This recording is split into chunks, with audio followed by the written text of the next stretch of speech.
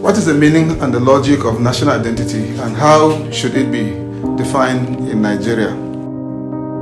I am Stephen Hosea Vongdip, and in this third podcast, I'm going to be talking about national identity as a means to national and sustainable unity and development.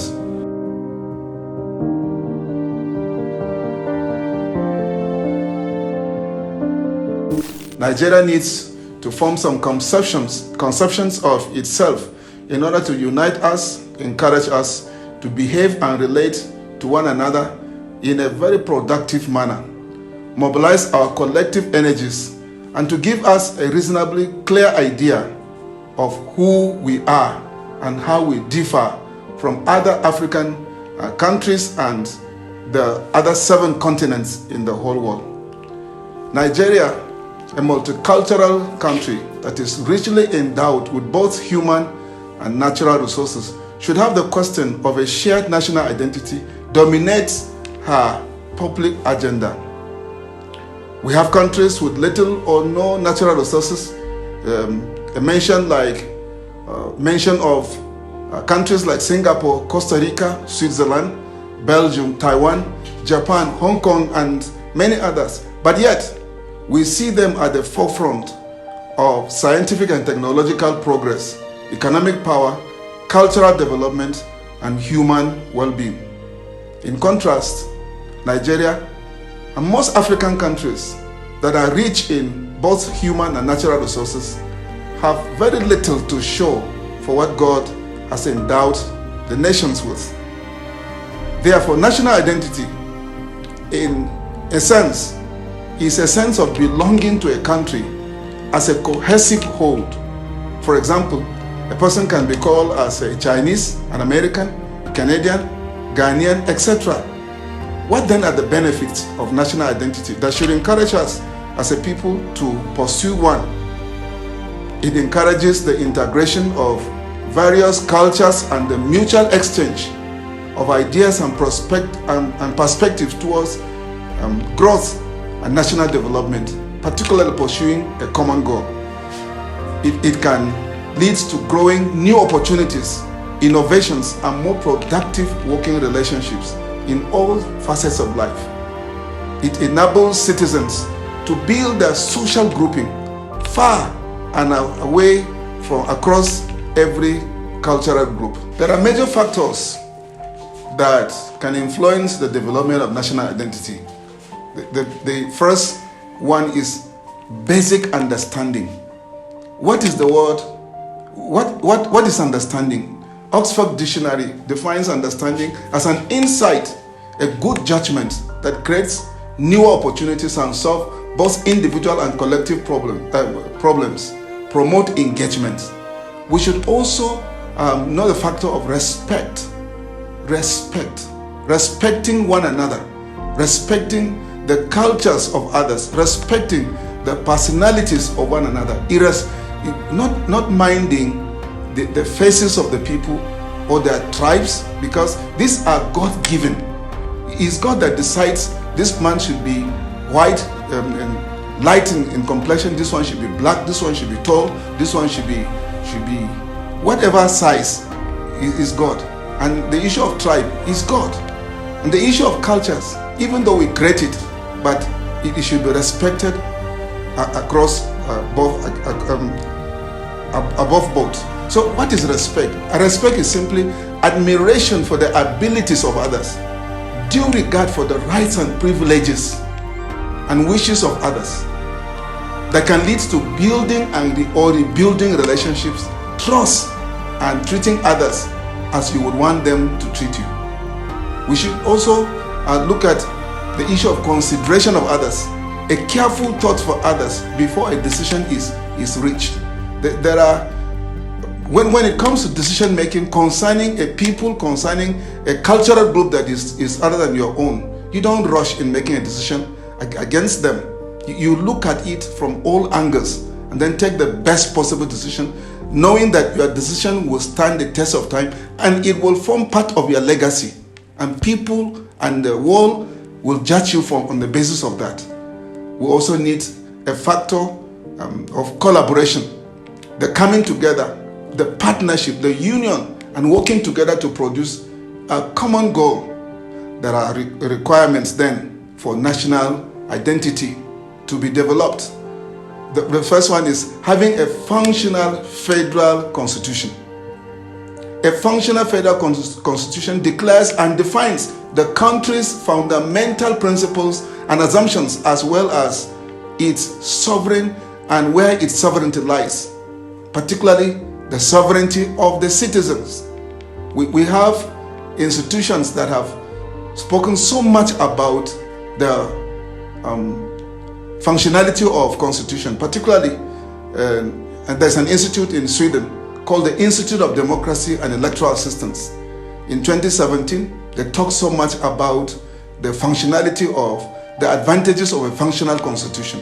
A functional constitution also describes the basic principles of the state, the structures and processes of government, and the fundamental rights of citizens in a higher law that cannot be unilaterally changed by an ordinary legislative act. The higher law is usually referred to as a constitution. It is not, when you have a functional constitution, there's no kind of legislative meeting 1 or 2, 3 times and then the law is changed. No, if that is done, it means that a group of friends within a legislative body can have laws that will work against the country. In addition to the federal constitution in Nigeria, there are also international declarations and conventions that can help amplify what will keep this country moving smoothly. For instance, we have the Universal Declaration of Human Rights, 1948, and the International Covenant on Civil and Political Rights, 1966. All these and other international laws can help keep this country moving. A sovereign constitution is crucial to the development of national identity. Therefore, we should go for one.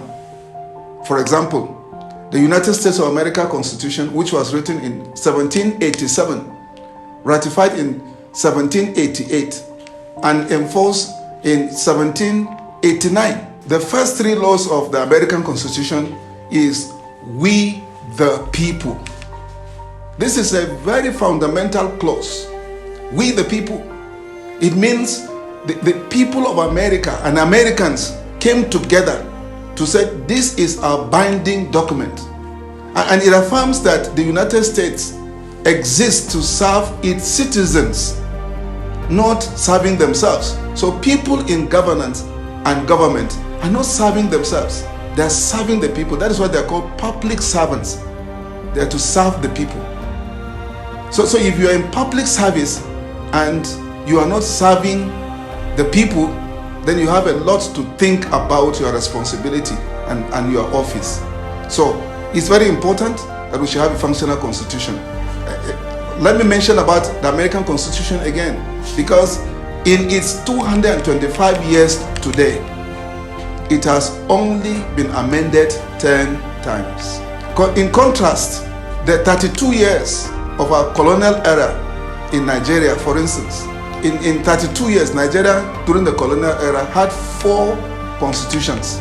The Clifford Constitution of 1922, the Richards Constitution of 1946, the McPherson Constitution of 1951, the Leyland Constitution of 1954. Particularly the McPherson Constitution is of essence because that is when Nigeria was divided into North, South, and East. And you have 4 constitutions in 32 years. Then something is wrong. Something is wrong. The post-independence Nigeria, we have had 5 constitutions.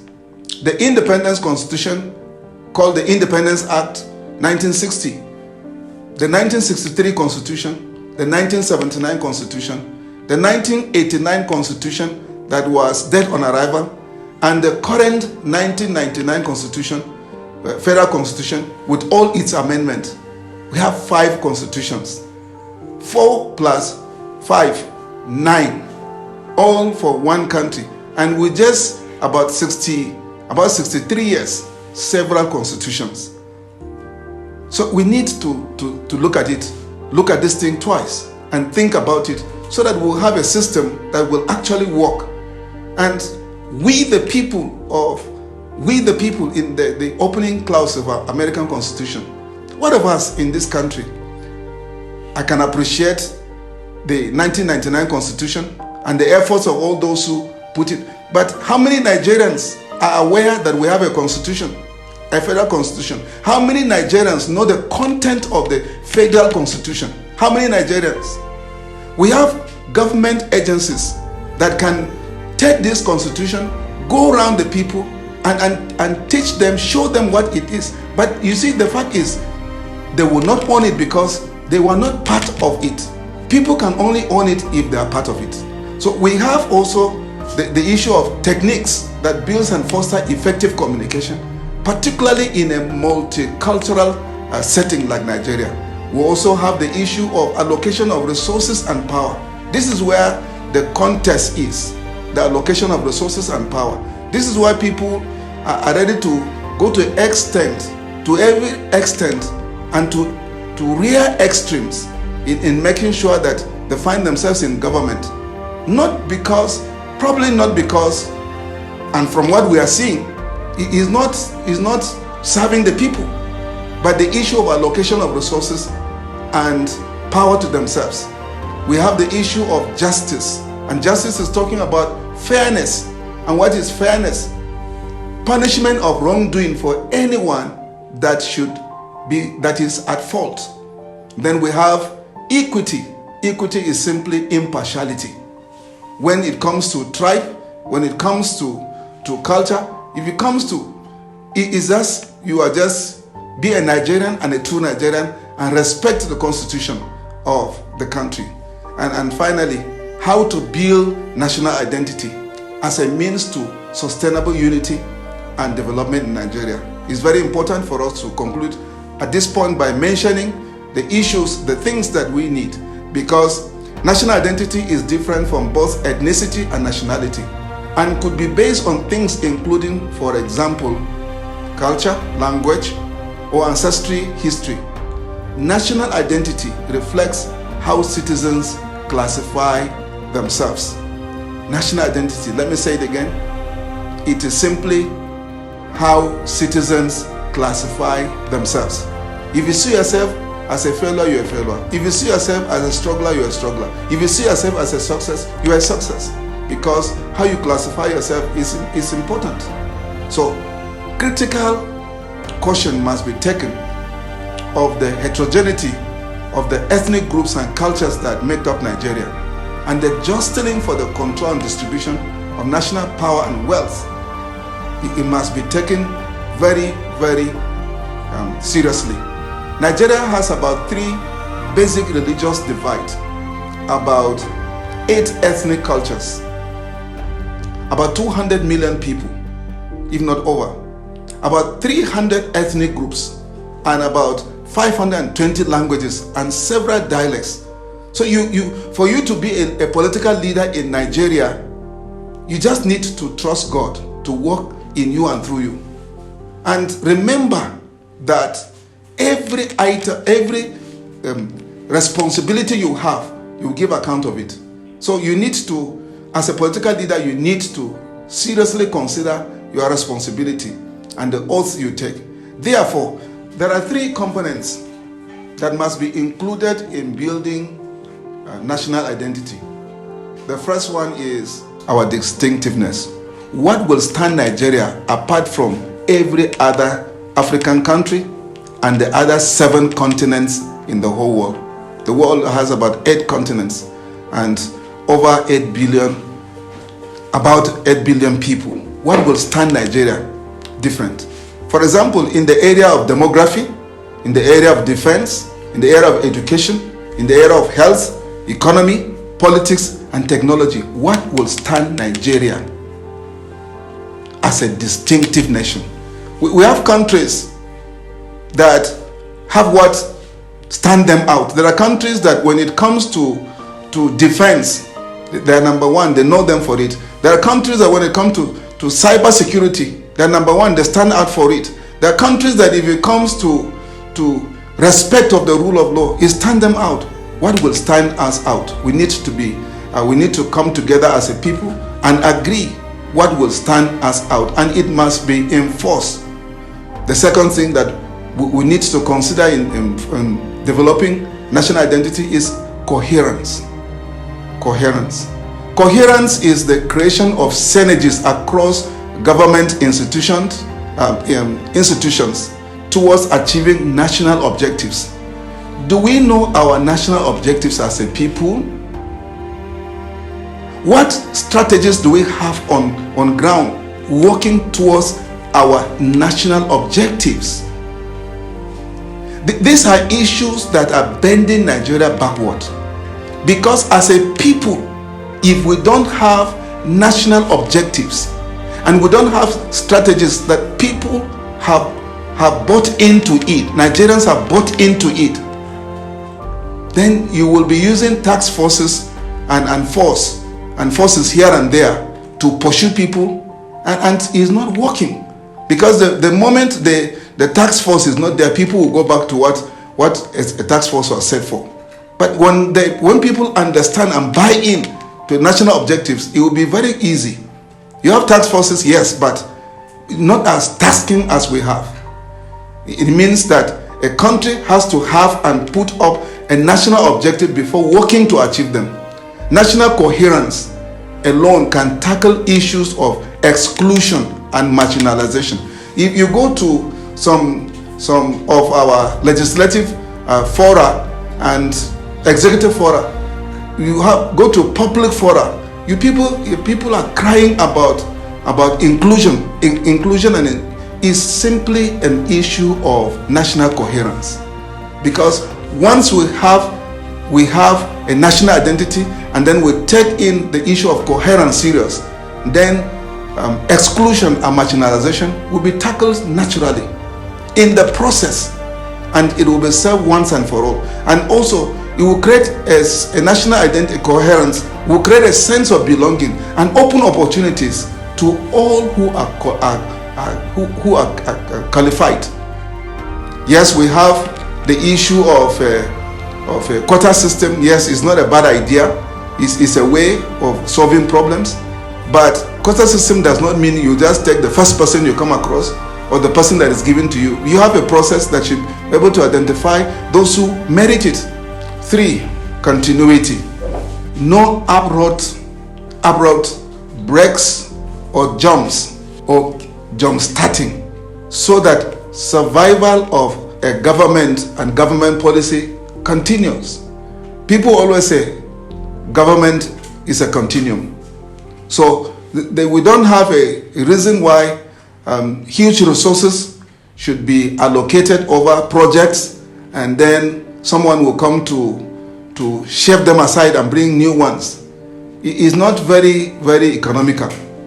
But that is why it's good that before a project comes up, it should go through all the processes. And most importantly, politics has this thing they need to watch. Politicians have this thing they need to watch. You don't give people what you think they want. You should always go to the people, ask them of their need. They should tell you their need. And once they identify the need and you bring it to them, they will be the custodians of what you are giving them, because it is their need. But once it is your project, and most times you bring the project, you bring your friends and people who will do the work for them, they're not part of the community, and the community doesn't need it. So you find issues of abuse and some other things come up. So it's a very strong strategy for sustainable development and effective resource management, growth and productivity, preservation of national narratives and the rule of law. All this will go smoothly if there is continuity. Summary: a national identity is an agenda that should be in every public and government fora, because a national identity is creating in everyone, in every Nigerian, a sense of belonging. Nigeria belongs to every Nigerian. No Nigeria is more Nigerian than any other Nigerian. No. If anybody is having any sense of belonging, of being more Nigerian than another, that person is not seeing correctly. because even before God, that is not true. 2, factors that influence national identity. There are factors, and you need to know the factors and work on them. There are benefits of national identity. Several. Name the countries that we run to today. If you check our bags, houses, we have our visas filled with countries we go to for holiday, medical treatment, and all is because those places have national identity and their system is working.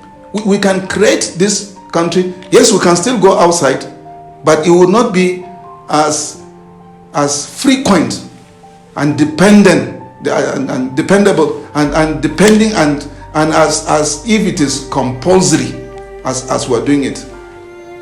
And finally, there are requirements for national identity, and we need to know. So thank you. Stay put with us in the next episode. God bless.